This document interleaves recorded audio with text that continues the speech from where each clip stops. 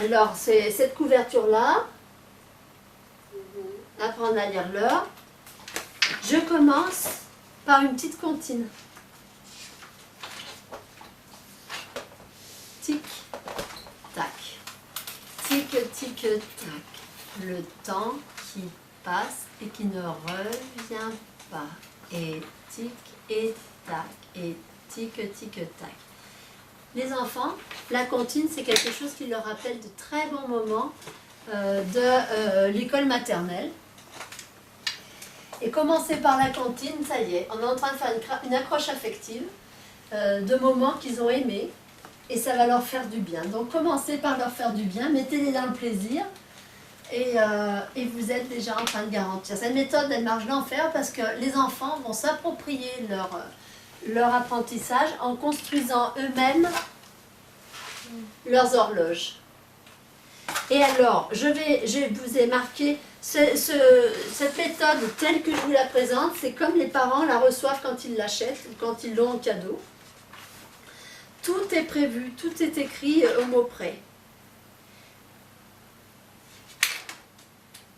Alors, je vous ai dit que les enfants ils aimaient les comptines, c'est écrit à la première page. Deuxième page, je leur parle de la recette de la mousse au chocolat, vous connaissez. Troisième page, je leur dis le matériel à avoir. Il va falloir 6 assiettes en carton blanc, les assiettes dont on sert pour pique-niquer, 6 attaches parisiennes, de la cornette rouge et de la cornette verte pour faire les aiguilles, un rapporteur circulaire pour faire des angles réguliers pour notre horloge, une perforatrice pour faire un trou dans les aiguilles, un feutre rouge, un feutre vert pour noter en rouge les heures, en vert les minutes, et un petit bout de cartonnette blanche qui va servir à faire notre horloge numérique. À la limite d'ailleurs, pour vous qui êtes formatrice, je vous conseillerais de plastifier une fiche postale ou un morceau de papier blanc tout simplement et de faire travailler les enfants. Que vous auriez pu mettre juste 2 points et le cadre là pour faire comme un réveil. Et ensuite vous écrivez avec le feutre effaçable. Ça vous permet de jouer. Voilà. J'ai mis la photo du matériel.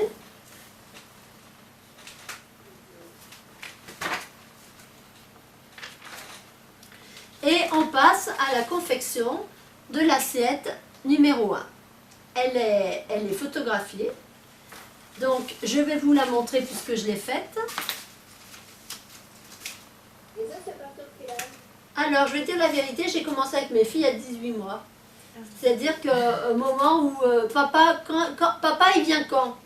Eh ben, papa, il vient à 7h30, ou à 7h, ou à 8h, enfin bref, chez nous, c'était 8h, voilà. Donc, à partir du moment où les enfants posent des questions, on peut commencer. Donc, tu vois, on peut commencer très très tôt. Si la méthode des tables, il va falloir l'utiliser en 9 semaines et régulièrement tous les jours. La méthode d'apprendre à lire l'heure, c'est beaucoup plus ouvert, surtout si on commence très tôt, c'est-à-dire dès que l'enfant a acquis une étape, on passera à l'autre, mais on peut mettre le temps qu'on veut, surtout si on commence tôt. Donc là, c'est l'heure des demi, c'est la 2, ça, c'est la... Ah, voilà une 1. Voilà. Assiette numéro 1, on va dessiner que les heures. On dessine que les heures. Et que les heures du matin, on ne parle évidemment pas des heures de l'après-midi, heure. Sur cette vase, on marque heure. Et on va apprendre aux enfants que quand on dit il est 2 heures ou 3 heures, la petite aiguille, elle est sur un chiffre et la grande aiguille, elle est en haut. Quand on a des enfants dyslexiques, apprendre à lire l'heure, c'est pas rien. Mais alors, il y a un moyen extraordinaire de l'apprendre et vous pouvez le voir sur YouTube, vous allez le voir sur YouTube. Ouais, c'est ça, avec les ombres. Donc on branche un petit spot dans une pièce fermée, le soir de préférence, mais sinon vous fermez. Et puis effectivement on va faire, allez il est 8 heures, bon, on peut déjà jouer avec les heures, hein, tout simplement, il est 3 heures, il est 5 heures, il est 6 heures, il est 7 heures, bon, on s'amuse comme ça. Ça c'est la première ordre. Donc lire l'heure, c'est à la fois lire l'heure et à la fois vouloir écrire l'heure qu'il est. Hein. Donc il va falloir faire non seulement l'exercice de déchiffrage de lecture, mais après, tiens, voilà l'ardoise, marque-moi 9 heures, marque-moi 3 heures, marque-moi 5 heures. On va à chaque fois travailler jouer dans les deux sens. Et c'est écrit. Hein. Jouez ainsi, vous tournez la petite aiguille de son assiette en laissant la grande sur 12 et vous lui demandez, tiens, regarde quelle heure est-il, l'enfant des chiffres. Cette fois, autre jeu, vous lui demandez d'afficher une heure sur son assiette, à ton tour, montre-moi 3 heures, 7 heures, etc. Donc tout est écrit. Assiette numéro 2. Assiette numéro 2, c'est celle-là. Donc ça va être l'ardoise des demi. Donc j'ai dessiné cette ardoise, je l'ai mise en bleu et en jaune. Bleu comme si c'était pour la nuit pour faire penser au moins, et en jaune le et, couleur soleil. Hein. Je présente ça déjà alors qu'on n'en a pas du tout besoin pour et demi. Pour et demi, il suffit de partager l'horloge en deux. Du fait qu'il y ait deux couleurs, on voit bien que c'est la moitié quand même, que ça va faire et demi. Mais en même temps, l'air de rien, on marque du côté gauche ça va être moins, du côté droit ça va être et on va l'utiliser dès la prochaine ardoise, puisque la prochaine ardoise ce sera les moins quarts et les écarts. D'accord? Donc cette fois on va jouer avec et demi. Cette fois quand la grande aiguille elle est en bas, et ben on dit et demi. Et on va jouer. Il est 2h30, enfin bon, pour vous j'ai tout à l'envers, alors c'est embêtant pour vous, mais, hein, vous m'avez compris, 2h30, 9h30, 11h30. Lis-moi l'heure qu'il est, lis-moi l'heure qu'il est, et ensuite, tiens, écris-moi 7h, 8h, etc. et demi. Horloge numéro 3, donc c'est l'horloge des quarts, et j'ai écrit horloge des quarts. Donc cette fois, je partage l'assiette en 4 morceaux.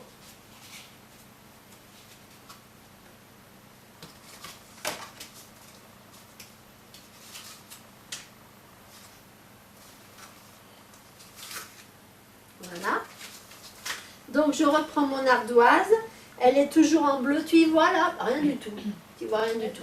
Là tu vois. Voilà, tu vois. J'ai partagé d'abord en 2 couleurs, jaune et bleu, pour déterminer la demi, rappeler la demi. Et puis chaque demi, je l'ai partagé en 2, avec une rayure du côté des haies pour faire le premier quart. Le deuxième quart, il est vierge. Le troisième quart est vierge et c'est bleu. Le quatrième quart est avec des flocons. Hein. Ça nous permet donc d'avoir 4 quarts dans une heure. Et quand la grande aiguille, elle va être là, ce sera du côté des moins, ce sera moins quart. Quand la grande aiguille, elle sera là, ce sera le côté des et on dira écart. Et on va s'amuser à nouveau avec 2h15, 5h15, 9h15, etc. D'accord? Et bien sûr, on lui demandera après d'écrire, dis-moi quelle heure il est, etc. Assiette numéro 4, c'est l'assiette que j'appelle l'horloge des minutes.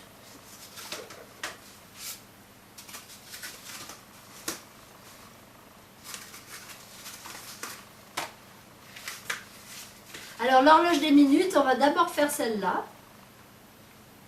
Et je leur apprends à compter de 5 en 5. Donc la partie verte, je vais l'écrire avec eux. Et je lui dis, tu vois, en fait, quand la grande aiguille, elle parcourt la pendule, elle a parcouru 60 minutes. Il y a 60 minutes dans une heure. Et on va, si j'écrivais les nombres de 0 à 60, oulala, ce serait tout attaché, tout moche, tout bien, on ne verrait rien du tout. Donc on va écrire les nombres seulement de 5 en 5. Et ils comptent avec moi. Donc 5, 10, 15. Tu vois, quand on dit écart, en fait, ça correspond à 15 minutes. 20, 25, 30. Tu vois, 30 minutes, ça correspond à la moitié d'une heure. Et ça tombe bien, parce que dans une heure, il y a 60 minutes. 60 divisé par 2 pour trouver la moitié, ça fait bien 30. Et de l'autre côté, je ne vais pas continuer comme ça. Dans un premier temps, je vais apprendre à l'enfant à compter. Tu vois, je lui dis ici c'est le côté des et, ici c'est le côté des moins. Donc je vais remplir l'autre côté, pareil, mais en mettant moins devant. Donc c'est comme ça qu'on va travailler le 5 et le moins 5, le 10 et le moins 10, le 15 et le moins 15, le 20 et le moins 20, le 25 et le moins 25. Sauf que pour 15 et moins 15, on ne le dit jamais, on dit toujours écart ou moins quart. On dira encore 15, mais on dira 45, on ne dira pas moins 15, donc on va... D'accord? Et bien sûr, on va travailler. Alors là, pour mémoriser les minutes, le mime c'est excellent. Hein. Donc 5 et moins 5, 10 et moins 10, 15 et moins 15, 20, et ils vont repérer comme ça. Ils le retiennent comme ça. C'est super. Même les enfants qui ont des soucis pour apprendre. Et voilà. Donc, on a fini avec cette horloge. Jouez ainsi plusieurs jours jusqu'à ce que vous sentiez que c'est bien acquis. Lorsque c'est le cas, montrez-lui, à moins qu'il ne vous l'ait déjà fait remarquer, une pendulette ou une montre à cristaux liquides. Et dites-lui, là, il n'y a pas d'aiguille et les minutes grimpent jusqu'à 59. Quand une minute s'ajoutera, on ne dira pas 60, on changera d'heure, car dans une heure, il y a 60 minutes, et montrer le lui. Donc ça, c'est pratique à montrer avec une horloge à cristaux liquides, parce qu'effectivement, quand on fait une minute, donc 57, 58, 59, on arrive à 0, et il y a une heure de plus du côté des heures. Donc c'est pratique, franchement, c'est pratique pour le montrer. Et du coup, vous allez être obligé de fabriquer une autre horloge des minutes, différente de celle-là. Merci. C'est celle-là.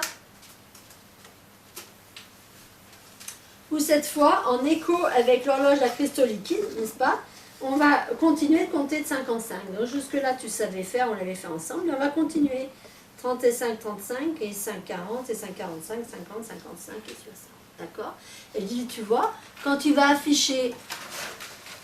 Tu la voyais, mon chéri? Elle est sous tes assiettes. Là. Merci. Quand tu voyais afficher, par exemple, 12 heures, au lieu de 20, on pourrait mettre 50. Et bien, c'est que 12 heures, c'était là, 50, 40, 45, 50, ça fait ça. Tu vois? Et bien, quand l'horloge, elle est comme ça, tu peux soit dire, parce qu'en fait, en haut, c'est jamais tout droit comme on fait nous quand on apprend. Hein. Quand c'est comme, en fait, c'est un petit peu avant midi. Hein. Tu vois, c'est un petit peu avant midi, ça veut dire que c'est, puisque c'est pas midi, c'est avant 12 heures, donc c'est 11 heures. 11 heures passées de 50 minutes. Donc tu vois, plus ma grande aiguille va tourner, plus ma petite aiguille va passer de 11 à 12. Et là, je suis à peu près là. Et je vais dire 11 heures passées de 5, 10, 15, 20, 50 minutes. Ou alors je peux dire, il est midi, mais pas tout à fait. Il est midi moins 10 minutes. Donc, voyez toute l'importance de mettre le sens dans ce qu'on écoute. Soit il est 11 heures et 50 minutes, passé de 50 minutes, soit il est midi, privé de 10 minutes. Il n'est pas encore 10 minutes, c'est vraiment midi moins 10 minutes. Et c'est grâce à l'horloge, et là, on va passer de cette heure-là à cette heure-là, et de cette heure-là à cette heure-là, on va jouer un certain temps. Bon, mais avant d'arriver là, fixez-vous bien que les heures d'avant soient remplies, et même ne jouez, je dirais même, apprenez à lire l'heure globalement, juste avec cette horloge-là. Parce que déjà, ils arrivent là, c'est parfait. Une fois qu'ils liront parfaitement lire l'heure, et qu'ils liront parfaitement l'heure, alors vous pouvez introduire ça. Avant, c'est pas la peine de compliquer la source. Et c'est bien que ce soit progressif, parce que c'est vrai quand on voit dans leur fichier de maths, chaque fois au CE1, tu as l'horloge complète, avec les Et oui, heures, c'est ça. les Donc minutes, toujours tout en la même même chose, temps. on Donc, focalise toujours qu'un truc à à la fois. l'économie aussi, enfin pour le fichier, mais enfin bon, et pour l'enseignant, mais pour l'enfant, vous avez... Pour l'enfant, c'est traumatisant, c'est vraiment difficile à apprendre. Donc restez bien sur la première heure des minutes. Et c'est pareil quand vous aurez l'impression et qu'ils auront eux-mêmes l'impression de lire l'heure. Après, vous pouvez passer à ce détail pour les minutes. Et après, vous pourrez passer à l'heure des après-midi. Hein. Mais d'ailleurs, les Américains font comme ça, les anglophones font comme ça. Ils disent, il est par exemple 8h30 AM avant antéméridium, avant le méridien de midi, avant midi, hein, c'est le matin. Et post-méridiem, après l'après-midi. Bon. Et bien pareil, on n'a qu'à dire 3h du matin ou 3h de l'après-midi, on comprend. Au tout début, avec des tout petits, limitons-nous à ça. Moi, c'est ce que je fais à la maison, je leur parle comme ça. Eh ben oui. Et puis quand ils se baladeront avec ça, après tu peux dire, tu vois, l'heure finalement, chaque journée commence au milieu de la nuit. Au milieu de la nuit, minuit. Minuit. À minuit ça commence, après il fait encore bien noir quand il est 1h du matin, 2h du matin, 3h du matin, 7h du matin au petit je te réveille, 8h tu es prêt pour aller à l'école, 9h l'école commence, tu vois, à faire tous ces repères là. À midi tu viens manger, à 2h tu repars à l'école, mais on pourrait dire que tu manges de midi à 14h, tu as dû l'entendre dire. Parce que quand tu arrives à midi c'est 12h et on peut continuer comme ça, 13h, 14h, 15h, 16h et après on s'amuse à repérer. Mais ça, c'est à la fin. À partir du moment où vous en êtes à l'horloge, à cette horloge-là, c'est-à-dire l'horloge numéro... quand vous en êtes à l'étape, je crois que c'est l'étape 4, laissez-moi vous le dire. Oui, quand vous en êtes à l'horloge 4, arrêtez-vous là et déjà ils savent lire l'heure. Considérez qu'ils savent lire l'heure là. Et après, avec la maturité, on peut introduire un peu plus. Hein. Sachez qu'ils vont apprendre à lire l'heure en 6e, donc l'idéal, ce serait qu'en CM2, vous introduisiez les minutes autrement et les heures autrement. Hein? En termes de repères, ce sera ça. Voilà, vous avez une méthode pour apprendre à lire l'heure maintenant.